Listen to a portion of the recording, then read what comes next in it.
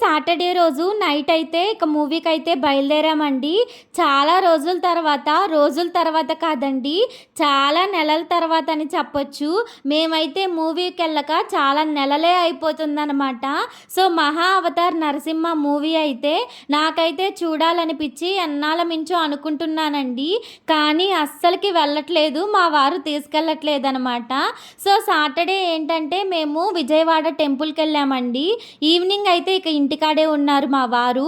ఇక అప్పటికప్పుడైతే రెడీ అవ్వండి మూవీకెళ్దామని చెప్పారు. సరే దొరికిందే ఛాన్స్ అని చెప్పేసి ఇక నేను మా బుడ్డోడైతే రెడీ అయిపోయామనమాట. మా పెద్ద బాబయితే వాళ్ళ నాయనమ్మ వాళ్ళ ఇంటికెళ్ళాడండి. అందుకని చెప్పేసి నేను, మా బుడ్డోడు, మా వారే వెళ్ళామనమాట. మూవీకెళ్ళామే కానీ మూవీ చూసింది తక్కువ, వాడు గొడవ చేసింది ఎక్కువ అనమాట. ఇక మాకప్పుడు అనిపిచ్చింది మా పెద్దోడిని తీసుకెళ్ళినా కూడా కాస్త సరిగ్గా చూసేవాడేమో, కాస్త ఇంట్రెస్టింగ్‌గా ఉండేది వాడికి. ఇక మూవీ ఎలా ఉంది ఏంటి అంటే చాలా బావుందండి. ఇంట్రెస్టింగ్‌గా ఉందనమాట. అసలు తల కూడా ఎక్కడా తిప్పడానికి వీల్లేనంత బాగుందండి. నాకైతే చాలా నచ్చింది. ఇక సినిమా థియేటర్‌లో నుంచి బయటకొచ్చిన తర్వాత మా వారినైతే ఎలా ఉంది ఏంటి అని అడిగితే, మా వారు ఎప్పుడూ దేనికి ఏ మూవీకి కూడా అంత ఘనంగా రివ్యూ ఇవ్వలేదండి. ఆయనైతే ఇంకొకసారి వెళ్ళినా కూడా తప్పులేదు, అంత బాగుందని చెప్పేసి అనేసారు. ఇక అసలు నిజమండి, థియేటర్ మొత్తం కూడాను పిన్ డ్రాప్ సైలెంట్ అంటారు కదండీ, అలాగే ఉందనమాట. ఇలాంటి మూవీస్ పిల్లలకి చూపించినప్పుడు వాళ్ళకు కూడా మన పురాణాల గురించి కొంచెం ఇంట్రెస్ట్ కలుగుతుంది, తెలుసుకుంటారు. నాకైతే చాలా బాగా అనిపించిందండి. ఇప్పుడైతే ఇక గోంగూర చికెన్ కర్రీ అయితే ప్రిపేర్ చేస్తున్నాను. ఇక తర్వాత వీడియో కంటిన్యూ చేద్దాము నైట్ అనుకుంటే, నాకైతే అసలు జనంలోకి వెళ్ళినప్పుడు అస్సలకి ధైర్యం సరిపోవట్లేదండి. ఇక థియేటర్ దగ్గర తీద్దామన్నా కూడాను మైత్రి మూవీస్ ఉంటాయి కదా, అక్కడికి వెళ్ళైతే చూసామన్నమాట. చాలా అంటే చాలా బాగుందండి. స్క్రీన్ 1లో అయితే ఇక 'మహా అవతార్ నరసింహ' మూవీ అయితే వేశారనమాట. ఏమోనండి, ఇక బయటికి వెళ్ళినప్పుడు కూడా నాకు వీడియో తీసే ధైర్యం ఎప్పటికొచ్చిద్దో ఏంటో నాకైతే అస్సలకి అర్థం కావడం లేదు. ఎందుకో జనాన్ని చూడంగానే ఎక్కడ లేని బిడియం అంతా నాకే వచ్చేసిద్ది. అందుకేనండి ఇంటి దగ్గర స్టార్ట్ అయినప్పుడు చిన్న క్లిప్ తీసా కానీ అక్కడ వెళ్ళాక షూట్ చేద్దామంటే భయంతో ఇక షూట్ చేయలేకపోయాను. ఇక్కడైతే ఇక గోంగూర చికెన్ అయితే ప్రిపేర్ చేసేసుకుందాం, వచ్చేసేయండి. ఇక చికెన్ అయితే మా వారు కొంచెం పెద్ద ముక్కలుగా అయితే కట్ చేపించుకొచ్చారండి. అందుకని చెప్పేసి వాటినైతే కొంచెం కూర వండుకోవడానికి వీలుగా అయితే కట్ చేసుకుంటున్నాను అనమాట.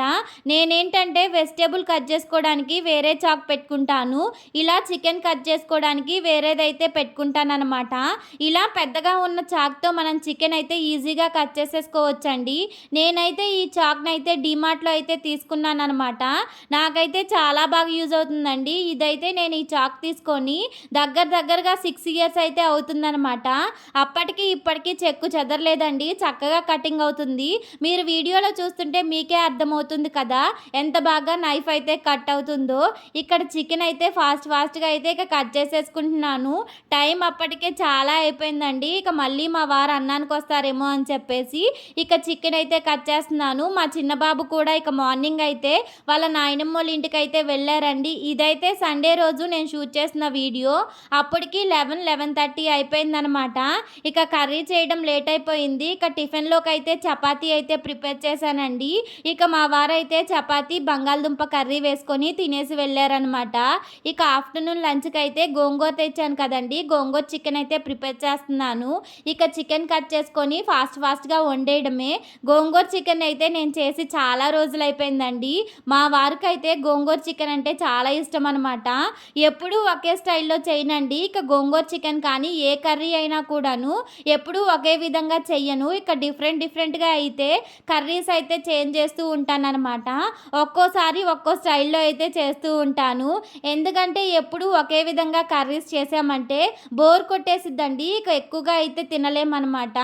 అందుకని చెప్పేసి వెరైటీగా అయితే ట్రై చేస్తూ ఉంటాను. ఈ రోజు అయితే నేను గోంగూర చికెన్ ఎలా చేశాను ఏంటి అనేది ఈ వీడియోలో అయితే మీకు ఎక్స్ప్లెయిన్ చేస్తానండి. నచ్చితే ఒక చిన్న లైక్ చేయండి, ఛానల్కి అయితే సబ్స్క్రైబ్ చేయండి.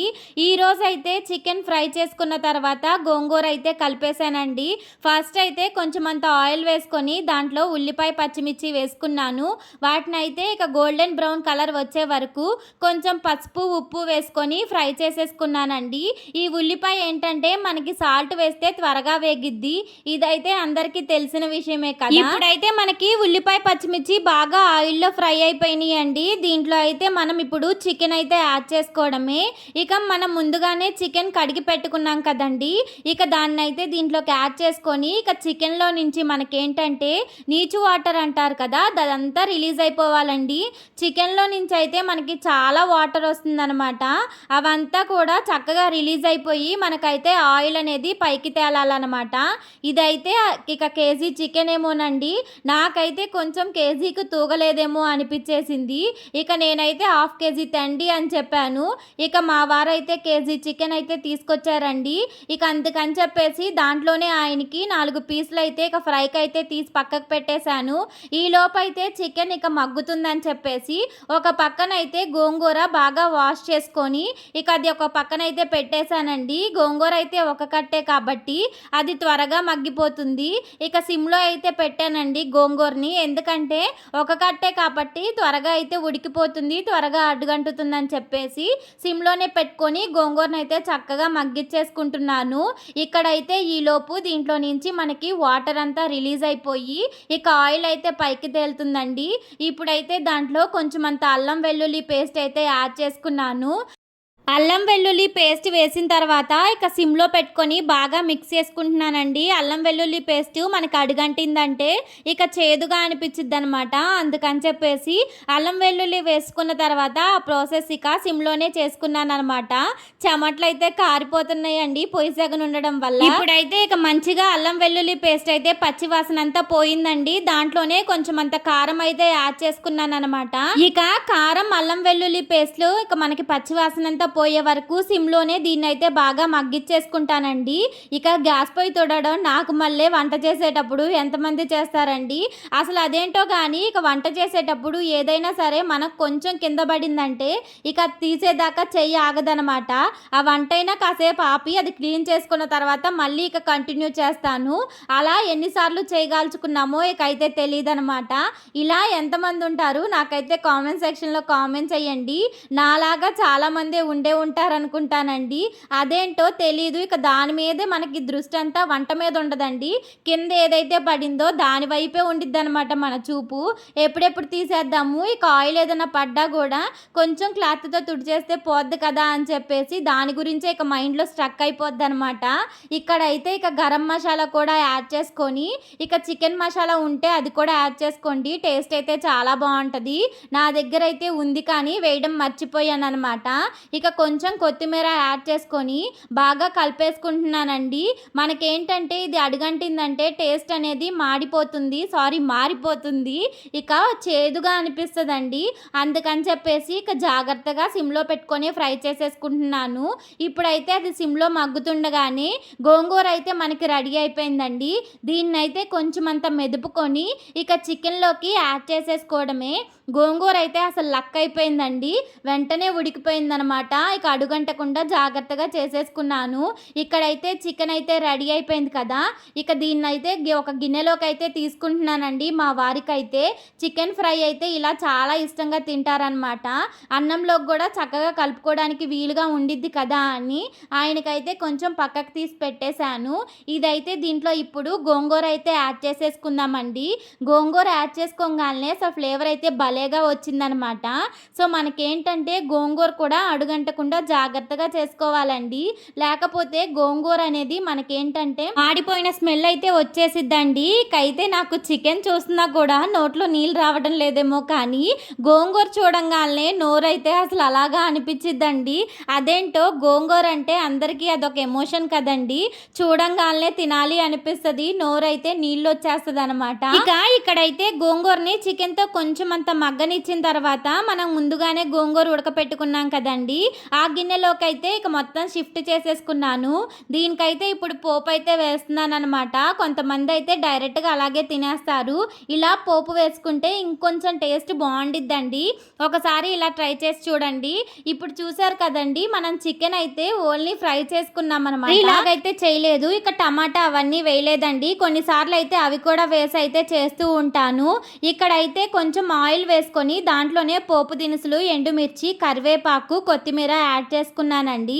ఇవి కొంచెం ఫ్రై చేసుకొని దీంట్లో మనం ముందుగానే వండి పెట్టుకున్నాం కదండీ గోంగూర చికెన్, అదైతే యాడ్ చేసేసుకొని ఒక 5 మినిట్స్ పాటు ఇక సిమ్లో పెట్టుకొని మగ్గించుకున్నామంటే మనకైతే గోంగూర చికెన్ కర్రీ అయితే రెడీ అయిపోతుందండి.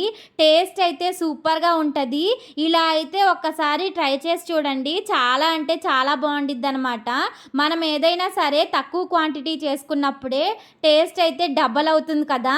ఇప్పుడైతే ఈ కర్రీకి అలాగే అయ్యిందండి. అసలు చాలా అంటే చాలా మంచి స్మెల్ వచ్చింది. టేస్ట్ కూడా ఒక పీస్ తీసుకొని తింటే భలే అద్భుతంగా అనిపించిందండి. మీకు ఈ వీడియో నచ్చితే ఒక చిన్న లైక్ చేయండి. మన ఛానల్కి అయితే సబ్స్క్రైబ్ చేసుకోవడం మర్చిపోకండి. ఇక ఇప్పుడైతే గోంగూర చికెన్ రెడీ అయిపోయింది కదండి. ఇక వేడి వేడి అన్నంలో వేసుకొని తింటే ఉంటుంది. చాలా బాగుండిద్ది. తప్పకుండా ట్రై చేసేసేయండి. ఇక ఏదైనా కర్రీ చాలా బాగా కుదిరినప్పుడు నేను తిన్నా కూడా అంత సాటిస్ఫై అవ్వనండి. ఇక మా వారు తిని చాలా బాగుంది అని ఒక్క మాట చెప్తే చాలు, ఎక్కడ లేని ఆనందం అంతా నా ఫేస్లోనే ఉండిద్ది.